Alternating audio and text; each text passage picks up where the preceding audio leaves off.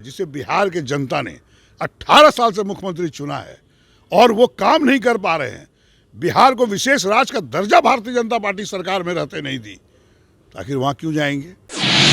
और भारतीय जनता पार्टी के लोग क्या कह रहे हैं, नीतीश जी जदयू के साथ हम लोग नहीं जाएंगे। तो पूछ कौन रहा है जो आप ये बात बोल रहे हो?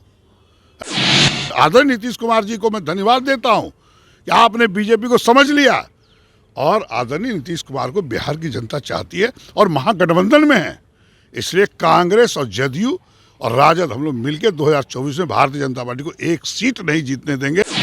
बिहार की राजनीति में इन दिनों बयानों का दौर चल रहा है। जैसे मुख्यमंत्री ने एक बड़ा बयान दिया है और कहा है कि मर जाऊंगा लेकिन बीजेपी के संग नहीं जाऊंगा।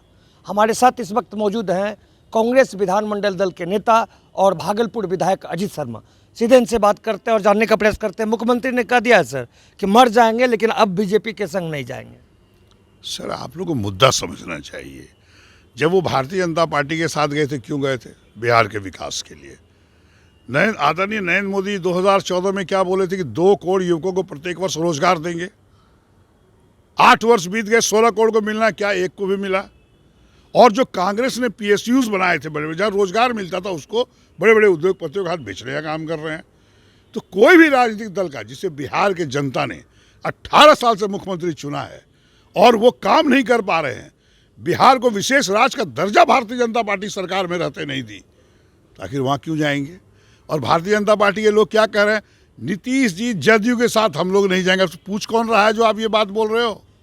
अरे आदरणीय नीतीश कुमार को जनता ने बिहार की 18 वर्ष से रखा है, आपको तो नहीं रखा। केंद्र में 8 वर्षों से रखा है। अब महंगाई आकाश छू रहा है, रोजगार आप दे नहीं पा रहे हो, नोटबंदी किया उसमें गरीब लोग बर्बाद हुए। तो आप कर क्या रहे हो जनता के लिए?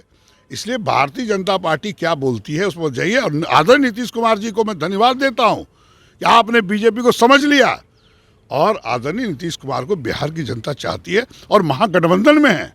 इसलिए कांग्रेस और जदयू और राजद हम लोग मिलकर 2024 में भारतीय जनता पार्टी को एक सीट नहीं जीतने देंगे। और भारतीय जनता पार्टी का आज जायसवाल जी और किसका बयान सुन रहे थे, सुशील मोदी जी का, हम लोग नीतीश जी के साथ नहीं जाएंगे। आपको बुला कौन रहा है जो आप बोल रहे हैं ये बात? इसलिए आदरणीय नीतीश कुमार को बोलना पड़ा कि मैं बीजेपी में कभी नहीं जा सकता हूं, क्योंकि बीजेपी बिहार का विकास और देश के विकास में बिल्कुल इंटरेस्ट नहीं लेती है। लेकिन ये यदि आज बोल रहे हैं नीतीश जी, 15 साल लगभग दोनों साथ रहे, तो आज क्या हो गया कि अब कसम खाने लगे कि मर जाएंगे लेकिन हम बीजेपी के संग नहीं जाएंगे? जबकि राजनीति में ऐसा कहा जाता है कि न कोई किसी का अस्थायी दोस्त होता है न अस्थायी दुश्मन। नहीं, बिल्कुल कहा जाता है, आप सही बोल रहे हैं। लेकिन आदरणीय नीतीश कुमार जी थे कि बिहार को विशेष राज्य का दर्जा मिलेगा। भारतीय जनता पार्टी के आप 15 साल की बात करें, लेकिन इधर जो 8 वर्षों में भारतीय जनता पार्टी की केंद्र में सरकार है, तो इसकी बात कीजिए। इन्होंने बिहार के लिए क्या भारतीय जनता पार्टी ने किया? ये मुख्यमंत्री इनको बनाया, क्या क्या हुआ? इसलिए ये बोल रहे हैं कि मैं मर जाऊंगा। ये जो आप कह रहे हैं मैं सुना नहीं हूं, लेकिन निश्चित तौर पर मैं भी आदरणीय नीतीश कुमार अगर ये बोले हैं तो मैं उनको धन्यवाद देता हूं, बिल्कुल आभार प्रकट करता हूं कि आपको भारतीय जनता पार्टी जनता के हित में काम नहीं कर रही है और आपने यह निर्णय लिया है, तो वो सम्मान है। पूरी बिहार की जनता आपको सैल्यूट करती है। तो इस तरह हमारे साथ कांग्रेस विधानमंडल दल के नेता और भागलपुर विधायक अजीत शर्मा थे, जिन्होंने नीतीश कुमार के इस फैसले का स्वागत करते हुए कहा है कि पूरे बिहार की जनता आपके इस फैसले को सलाम करती है। अपने सहयोगी कैमरा पर्सन संजय के साथ कुणाल शेखर,